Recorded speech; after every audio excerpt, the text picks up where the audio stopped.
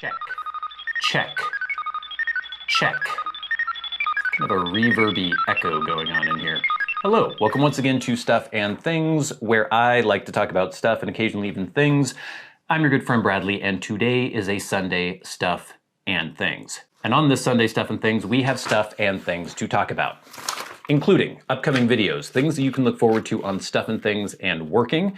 We're going to talk about that blend, the first non-aromatic blend that you may have tried. I'll talk about the one that I first tried that got you out of the aromatic box or maybe broadened your horizons a little bit. I don't personally love aromatics, but I'm not saying that if you do, that's a problem. But there are some people who started with aromatics, thought maybe that was the only thing there was, and then they tried their first English blend or non-aromatic, and it just kind of broadened out the whole pipe world for them. So we're going to talk about that a little bit, and then we'll talk about your questions, comments, and feedback in hashtag askstuffandthings. So let's get into it. All right, gang, so what can we look forward to on Stuff and Things and Working? Well, first of all, this coming week, we are going to have a weird video, but I think it's going to be useful. It's a video in the How to Do Stuff and Things series, and it's going to be about improving the water pressure or water flow in your faucets. The faucet in your bathroom, the faucet in your kitchen. I moved into a new place, and the water flow out of the bathroom faucet was ridiculous. It's like, I don't know how it is around the whole rest of the world, but in the US at least, if you go to like a rest area off a freeway or a highway rest area, there will be the public restroom bathrooms where you press down and this tiny little trickle of water comes out, but it's like individual little streams, and it just barely does anything. Like, you can't really wash your hands, you can't do anything. That's the way the faucet was in my bathroom, and so I will show you how to improve that if you have something like that going on in your house.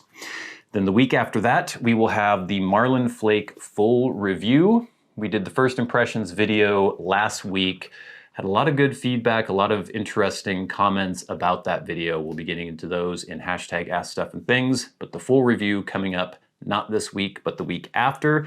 And then the week after that, I'm going to be reviewing this. This is my Domke F10 shoulder camera bag. I love this thing. I've had this for a couple months now. I actually got this off eBay because I wanted a smaller bag for my film camera kit, but I've been using this pretty much every single day for the last 2 months now. I bring it with me pretty much wherever I go, anytime I leave the house. And so I thought I should do a video on it because I love it so much and I've been getting so much good use out of it. So that will be coming up in a couple weeks. The Domke F10 medium shoulder camera bag review. Lots of good stuff. So I got a comment recently. It was from @SteveSpent2705, and Steve said, "This was the first non-aromatic blend I ever had, and it blew my mind as to what pipe essing should be. So a bit of a special place in my heart. It can tend to bite if you get aggressive at all, unfortunately, but the base flavor profile is delicious in my opinion. Thanks for all your content, Bradley." So he was talking about the first impressions video for Marlin Flake, mentioning that Marlin Flake was his first ever non-aromatic blend. Now, I've talked about this a bit in the past, but maybe it's worth going over again. I first got into pipes when I was 18 years old. Several friends and I, we were all turning 18 at around the same time, and we thought, okay, well, what can you do when you're 18? You can vote, you can enlist in the military, quite a few things. It's a big deal in the US because that's when you're legally an adult. You can't drink yet. But one thing we thought of is like, okay, so how do we take advantage of the fact that we're 18 now? I mean, I guess we can vote, that's fun, but it's not exactly like a group activity. None of us were, we were all in high school. We weren't gonna run and enlist in the military at that exact moment. But we thought, okay, yeah, we can now imbibe tea products. We could go to the store, and if we wished, we could show them our IDs and we could get tea products. But none of us wanted to get cigarettes. And so we thought, well, what about pipes? So we all went to the local pipe and cigar store that was in town at the time. Unfortunately, all those stores have closed. And we bought cheap pipes, and we bought some cheap, I think it was a house blend of like a cherry vanilla pipe tobacco. And we went to my friend's shop where they had a big screen TV, and we used to play Nintendo 64 on there. And we just went to town on those pipes. We didn't really know what we were doing. The blend was really gloopy and I'm sure pretty gross, but we had a lot of fun. Now, obviously, we didn't maintain that as a hobby at the time. We were 18 years old and in high school, but every once in a while I would break it out. I wasn't really maintaining it properly. I wasn't cleaning it properly, probably wasn't packing it right. There were all sorts of things that I just, you don't really know what you're doing when you're 18 years old. But I would do it every once in a while and I kind of enjoyed it. And then years later, about, God, how long would it have been now? I guess maybe 12 to 13 years ago, when I had quit cigarettes, I went for several months without any sort of tea products whatsoever. And then I remembered the pipe and I thought, you know what? I might enjoy doing that again. Something that can be contemplative, contemplative, something that can be relaxing, and I can just enjoy that every once in a while. It doesn't have the same sort of addictive quality that cigarettes may have. And so I started researching it, read up a lot about it, experimented with it, practiced with it, got a couple good pipes. But I was buying aromatics because that's what I knew. That's what I thought pipe blends were.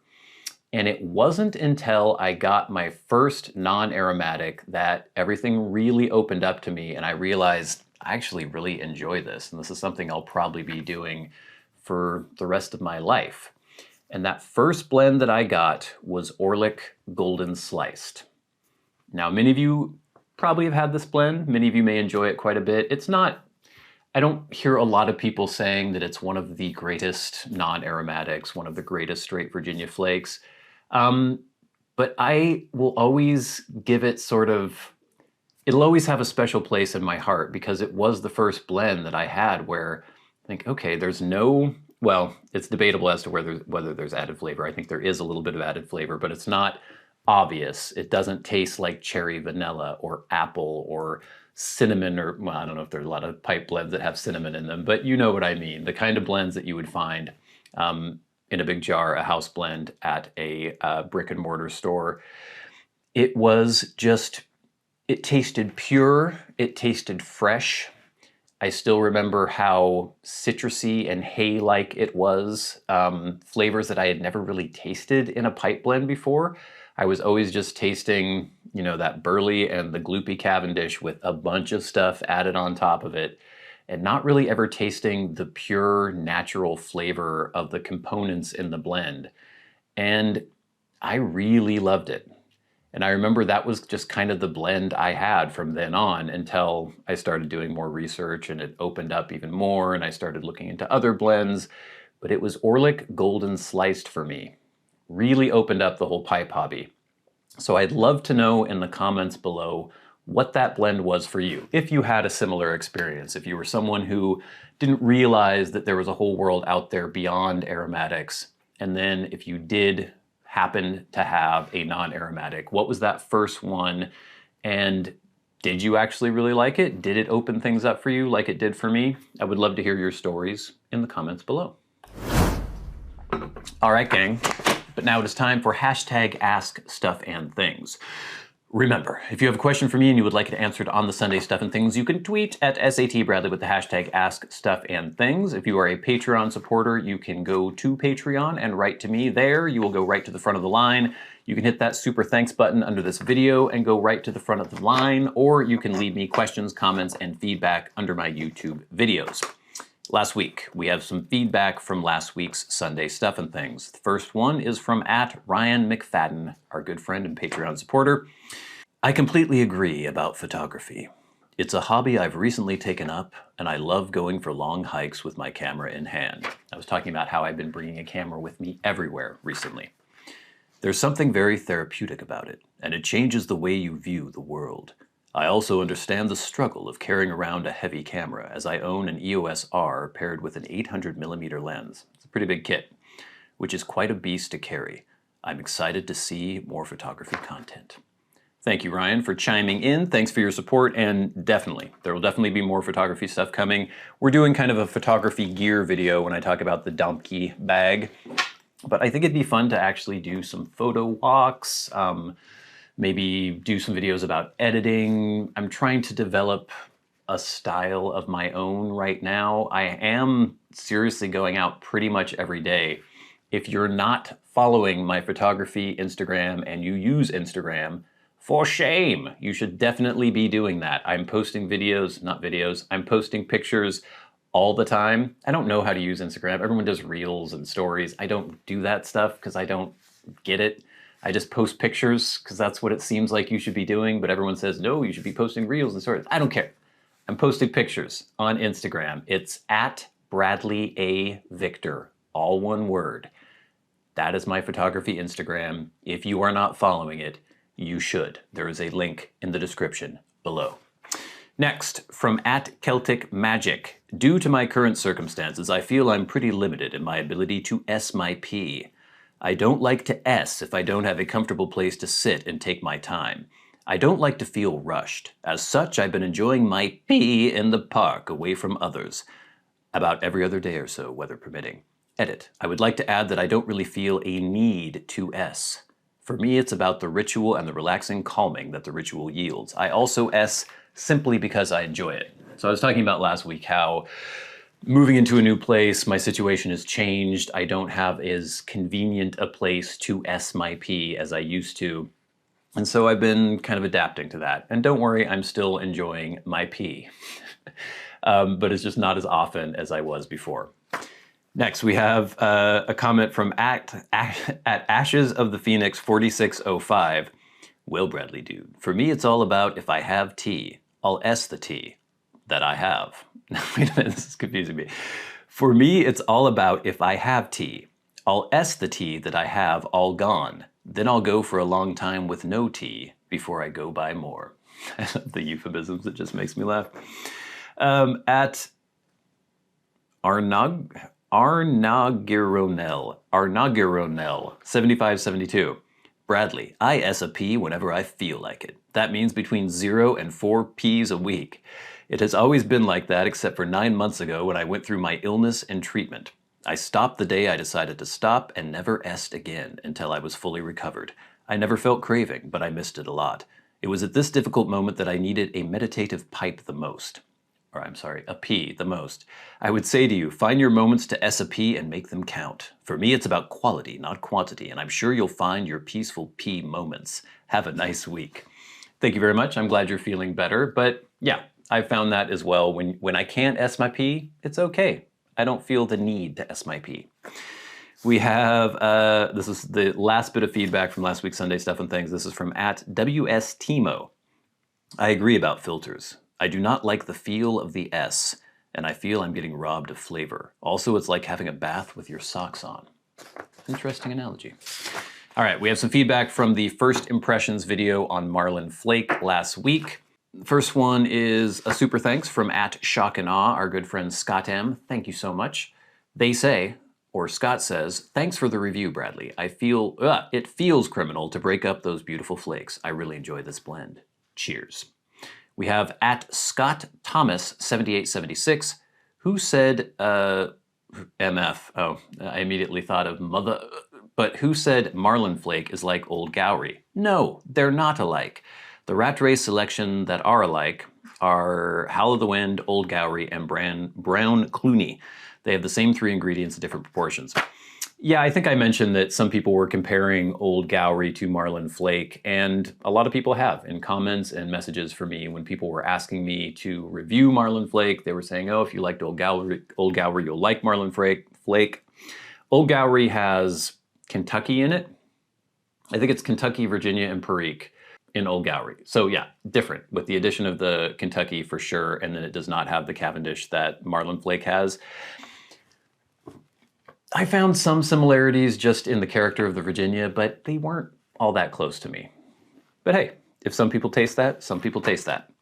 Next, we have at Sam-RF8YH, my Desert Island Blend, fantastic stuff. A lot of people really love Marlin Flake. A lot of people mentioned in the comments how this is one of their favorite blends ever. Interesting.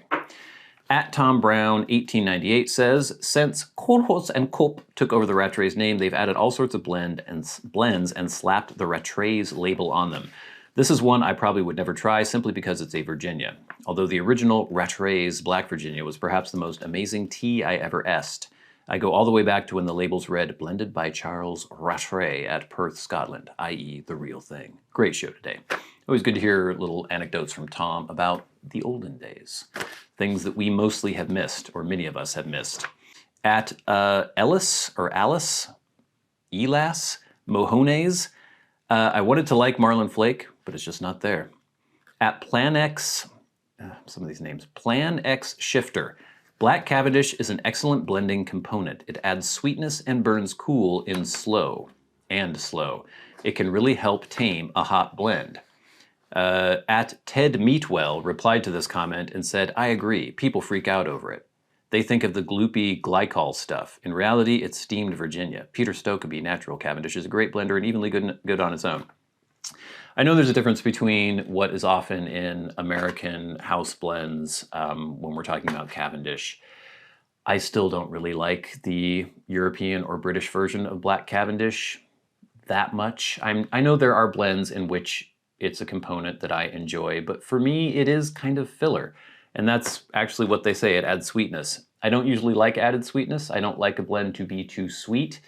And Cavendish, like I said, I think it's because of the steamed nature of it, is more likely to give me tongue bite, even if it is the European version. But hey, if you like it, you like it. And then finally at Steve Spent 2705, this was the first non-aromatic blend I ever had. Oh, no, that's the comment that I copied already, and we had a whole section of the show about that comment. So thank you once again at Steve Spent 2705 for giving us a nice diving off point to talk about our first non-aromatic blend. All right, gang, keep all those comments coming in. It is super helpful, super informative. I love hearing what you guys think about the videos that I post, and I love getting your questions and your feedback, so keep it coming in. But now it is time for the very best part of the show, and that is where we thank our Patreon supporters. Gang, I appreciate the Patreon supporters so much. It has been super helpful, and it really helps make it possible to do these videos, to make the things that I make and place on YouTube. Now more than ever, with the videos that we post on pipe teas being demonetized by YouTube, it really helps make sure that I can keep this going. We have a drive for 100 $5 supporters. So if you like the stuff that I do on YouTube and you would like it to continue, you can hit that Patreon link in the description box below and jump on that $5 tier. But every week we like to shout out those who support the channels at $25 a month. These are our producers. They're at the shout out tier, and we will shout them out this week. People like Glenn Dunnington, Jason Buckner, David Gaudreau, Ryan McFadin, Arcturus, Ashes of the Phoenix, Jonathon Proctor, Kyle Waitkunas, ConCoClem, Charles Mowers, and the newest addition to the producer level, Friendly Piper. Thank you so much. And of course the Maniacs, the crazy people who support the channels at $100 a month, people like Bob Magee. And we'll never forget our dearly departed friend and Hall of Fame, until the end of time, Hall of Fame member, Peter Straub. Gang, thank you so much for watching. Please stay tuned for all the good stuff coming up on both the channels. Oh, I forgot to mention Working episode 26 is coming up this Friday. What is it about? Oh, we poured some crazy concrete steps. They're sand finish, and it was one of the wildest setups I've ever had to do, bracing all these steps that were all hanging, free-floating steps. We had to pour them all at once. It's a pretty crazy pour, so you should check that out. That'll be posting this Friday on Working. But all sorts of other good stuff coming up on Stuff and Things, including the faucet video this week. Sounds dumb, but check it out. It looks bad because of the equipment that I had to use and I just moved, but it's good information that will be very, very helpful for you. Marlin Flake full review. Domke F10 shoulder camera bag review. Lots of good stuff coming up. So until next time, until we meet again, getting all mushy-mouthed, I'm your good friend Bradley. You've been the audience. This has been Stuff and Things on a Sunday Stuff and Things. I'll see you later.